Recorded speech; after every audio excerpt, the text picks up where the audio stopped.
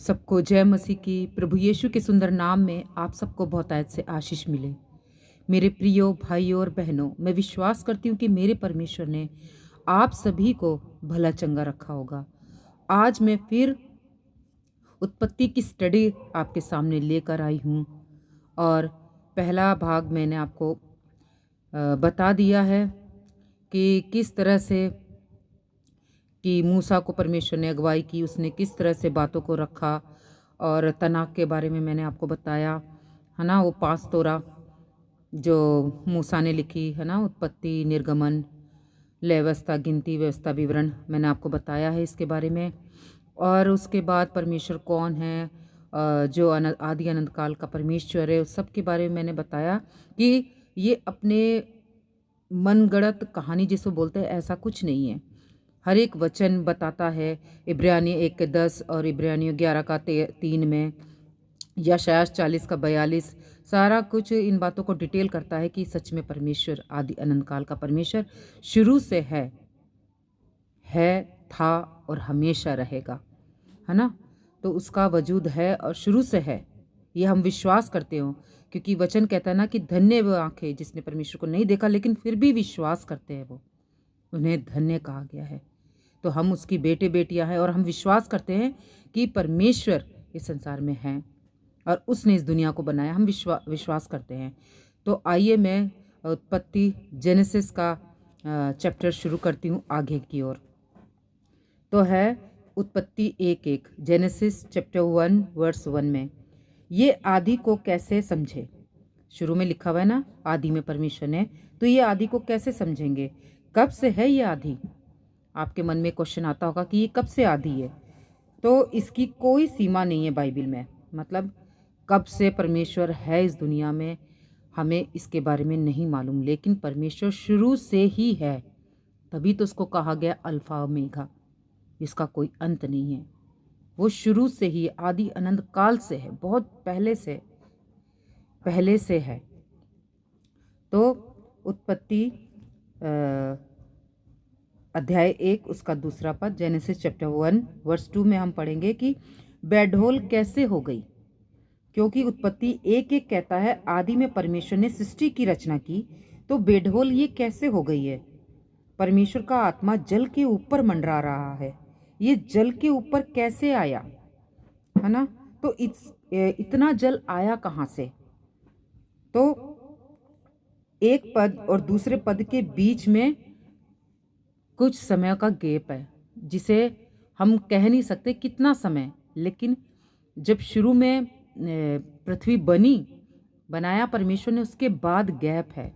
चाहे 2000 साल का भी हो सकता, कितने साल का है ये हमें नहीं पता, लेकिन शुरू से ये गैप है।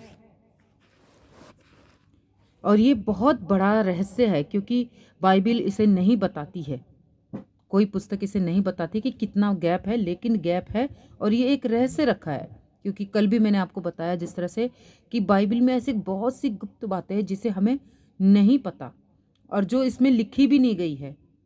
अगर लिखी जाती तो पूरे दुनिया में नहीं समाती। तो ऐसी कुछ सीक्रेट बातें हैं जो हमें नहीं पता, लेकिन कुछ ऐसी सीक्रेट बातें हैं जो बाइबल में लिखी गई है, लेकिन उसके लिए परमेश्वर से हमें समझ और बुद्धि मांगना है, ज्ञान मांगना है, ताकि हम वचन को सही तरीके से लोगों तक पहुंचा सके। तो उसके लिए परमेश्वर से बुद्धि ज्ञान मांगना है हमें। और इस जो गैप के बारे में मैं बता रही, इस गैप में बहुत कुछ हुआ है। पृथ्वी कैसे हुई, ये बेडहोल कैसे हुई। परमेश्वर ने तो पृथ्वी को बहुत अच्छे से बनाया था ना, तो ये बीच में ये बेडहोल कैसे हो गई और कितने समय का गैप है। आपने हमेशा यही पढ़ा होगा कि पहले दिन में ये बना, दूसरे दिन में ये बना, और मतलब एक ही दिन में मतलब पृथ्वी बनाई है, उजाला बनाया, ऐसे करके आपने पढ़ा। लेकिन कभी गौर किया है कि प्रभु ने, परमेश्वर ने शुरू में लिखा कि क्या लिखा है शुरू में, कि उसने आदि में परमेश्वर ने आकाश और पृथ्वी को बनाया। परमेश्वर ने आदि और शुरू में ही आकाश और पृथ्वी को बना दिया था। तो ये फिर बेडहोल कैसे हो गई। तो कुछ भी बात कट्टुकट नहीं लिखी हुई है, कुछ आगे कुछ पीछे। जैसे जैसे मूसा को प्रकाशन मिला है, वैसे वैसे उसने इन बातों को रखा है। और ये जब वो 40 साल की यात्रा में था तो उसमें उसने ये बाइबिल शायद लिखी है, ऐसा हमारा मानना है ना। उसको प्रकाशन जैसे जैसे मिला वैसे वैसे उसने बाइबिल को लिखी है हिब्रू भाषा में। तो यजिकेल 28 का 17 निकालते हैं। यजिकेल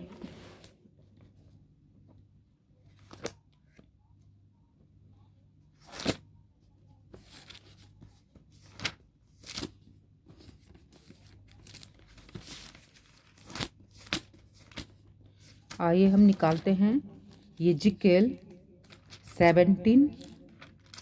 28 वर्स 17। 28 वर्स 17 में क्या लिखा हुआ है? सुंदरता के कारण, यजिकेल 28 वर्स 17, 28 वर्स 17 में क्या लिखा है? सुंदरता के कारण तेरा मन फूल उठा था और वैभव के कारण तेरी बुद्धि बिगड़ गई थी। मैंने तुझे भूमि पर पटक दिया और राजाओं के सामने तुझे रखा कि वे तुझको देखे। तो आपको पता है कि ये किसके बारे में बात हो रही है? जिसने बाइबल कॉलेज की है तो उनको पता है, जो खरी शिक्षा को लेकर चल रहे उनको पता है। लेकिन मैं उनसे पूछना चाहती हूँ कि ये किसके बारे में जिक्र किया जा रहा है?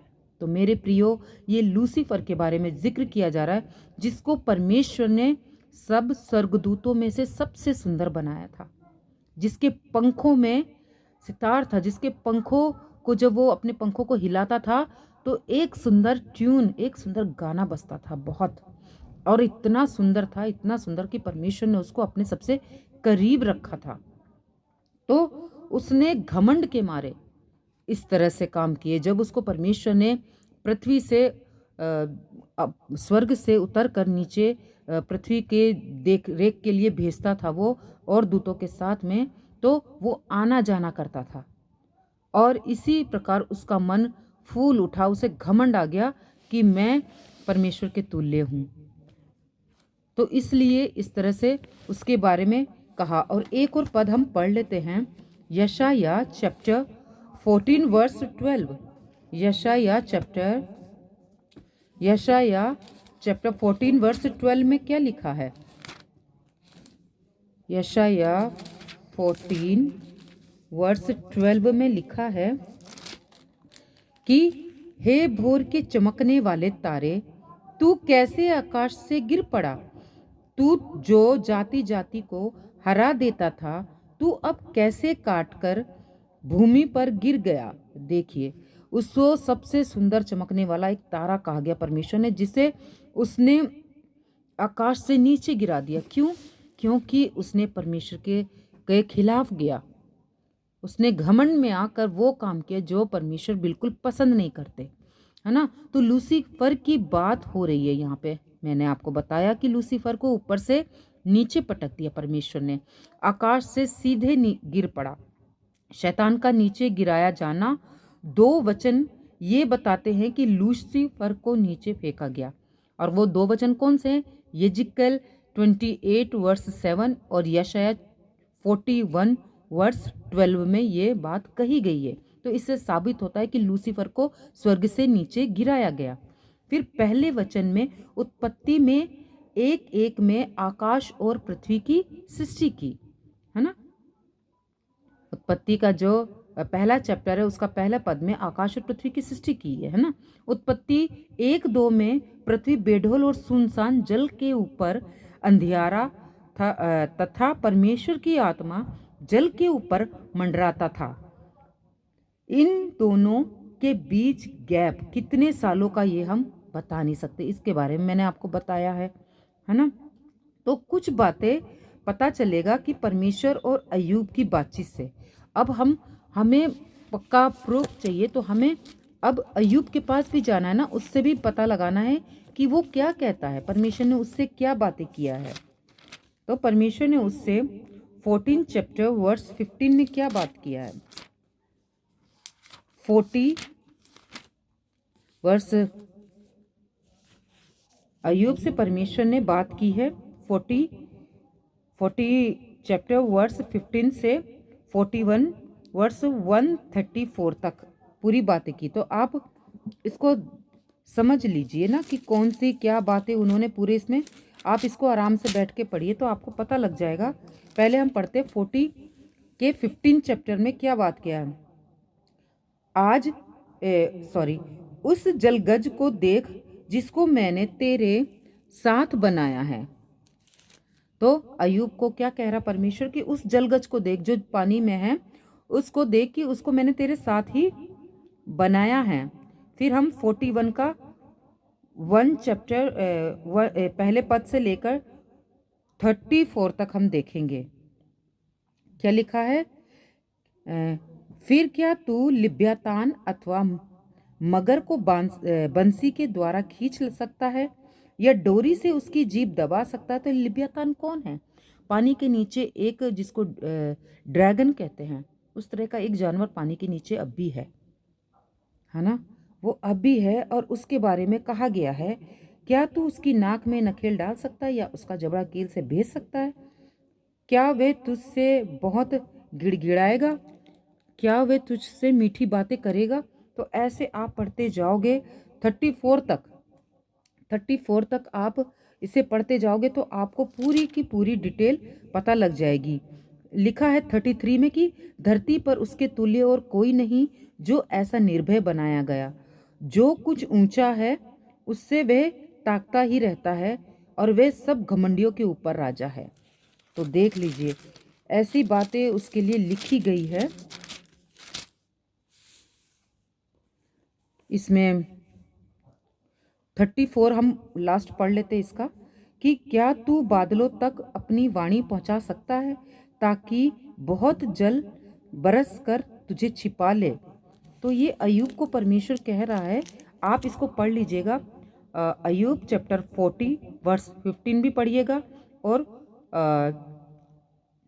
चैप्टर 15 से 41 और 41 चैप्टर भी पढ़िएगा और पहले पद से 34 तक आप पूरा मतलब इसको पढ़ लीजिएगा। आपको पता लग जाएगा कि परमेश्वर ने किस तरह से अय्यूब से बातें की है। फिर परमेश्वर ने कितना कुछ बनाया, उसमें से सबसे अलग उसने किसको बनाया था? लूसीफर को, जो बहुत ही खूबसूरत था। परमेश्वर ने उसको बनाया। और अब हम देखेंगे हमें इसे किस तरह से पढ़ना है कि पहली पृथ्वी, दूसरी सृष्टि और तीसरी सृष्टि। पहली सृष्टि, दूसरी सृष्टि और तीसरी सृष्टि, मतलब 3 बार पृथ्वी बनी। आप विश्वास नहीं करोगे क्योंकि आप सिंपल पढ़ते हो कि परमेश्वर ने स्वर्ग और पृथ्वी को बनाया, है ना, सीधे सीधे पढ़ा आपने, और लेकिन इसकी गहराई में आपने जानने की कोशिश नहीं की। लेकिन बाइबिल को अगर आप ज्ञान बुद्धि से पढ़िएगा, बारीकी से पढ़िएगा, तो आपको पता लगेगा कि पृथ्वी 3 बार बिगड़ी, 3 बार बनाया परमेश्वर ने उसको। पहली सृष्टि, दूसरी सृष्टि और तीसरी सृष्टि। तो पहला दिन उजियाला और अंधेरा बनाया, है ना, अंधियारा। और पद 3, तब परमेश्वर ने कहा उजियाला हो। और पद 4, तो उजियाला हो गया। और पद 5 में, पहला दिन बीत गया, उजियाला बनने में क्यों पूरी पृथ्वी पर अंधेरा था? तो आप इससे अनुमान लगा सकते हैं कि पृथ्वी पहले सही थी, फिर परमेश्वर ने दोबारा उसको बनाया। तो परमेश्वर ने झटके में क्यों नहीं बनाया था? जिस तरह क्यों नहीं बनाया, है ना? जिस तरह परमेश्वर ने तुरंत कहा कि लाजर जिंदा हो जा, तो वो जिंदा हो गया, है ना, उसके एकमात्र शब्द से वो उठ खड़ा हुआ, है ना। तो ऐसे बहुत सी चीज़ें परमेश्वर ने बनाई हैं, उसने सिर्फ ऑर्डर किया और सारी अस्तित्व में आ गई। तो उजियाला अंधेरा क्या है, पहले हम ये जानेंगे कि याद रहे कि परमेश्वर अपोलाइटिक बातें करता है, मतलब गड़बड़ी का परमेश्वर नहीं है। और साबित करने के लिए पहला और दूसरा ऐसा करके कहा है उसने, है ना। तो आप दानियल की पुस्तक पढ़िए या 4 गॉस्पल पढ़िए या रेवलेशन पढ़िए, तो बहुत सारे एग्जाम्पल उदाहरण आपके सामने होंगे, जैसे 10 कवारियों का होगा, पहाड़ का उपदेश होगा, और रेत में चट्टान प्रकाशित वाक्य में जैसे लिखा हुआ है। तो पूरा चिन्ह और दृष्टांत के रूप में हमारी बाइबिल है, जिसको हमें समझना बहुत ज़रूरी है। हर एक चीज़ों का कोई ना कोई अर्थ है। तो इन सब बातों को हमें जानना बहुत ज़रूरी है कि परमेश्वर ने इस बाइबिल को वचनों दृष्टांत के रूप में, है ना, दृष्टांत के रूप में, चिन्ह के रूप में इन बातों को हमारे सामने प्रस्तुत किया है। तो हमें ये सब चीज़ों के बारे में नहीं समझेंगे तो कैसे पता लगेगा। तो मेरे प्रियो, इन सब चीज़ों के बारे में हमें समझना बहुत ज़रूरी है कि ये क्या चीज़ है। तो इस वीडियो को मैं यहीं समाप्त करती हूँ, और आगे मैं आपको बताऊंगी कि किन बातों को परमेश्वर ने खुलासा किया है और किस तरह से बातों को रखा है सामने में। तो मैं आगे आपको फिर बताऊंगी, क्योंकि वीडियो लंबा होने से मैं फिर इसको अपलोड नहीं कर पाती हूँ। तो आप इस वीडियो को दोबारा से देखिए, जांचिए और विश्वास कीजिए कि पृथ्वी 3 दिन में बनकर तैयार हुई और पृथ्वी बिगड़ी है। पहले सही थी, फिर बेढोल कैसे हो गई। तो इसके बारे में आपको जानना बहुत ज़रूरी है। मुझे पवित्र आत्मा ने जितना गाइड किया, जितना बताया, मैंने आपको बताया, क्योंकि और भी इसमें गुप्त बातें हैं जो परमेश्वर ने हमारे पास दानियल राज जी को भी बताया है, और बहुत सी ऐसी बातें हैं जो आपको सीखना बहुत ज़रूरी है। उसके लिए आपको short term Bible college pastor Daniel Raj ji के साथ मुंबई करना होगा, क्योंकि तभी आपको बाइबल का सही नॉलेज आपको होगा।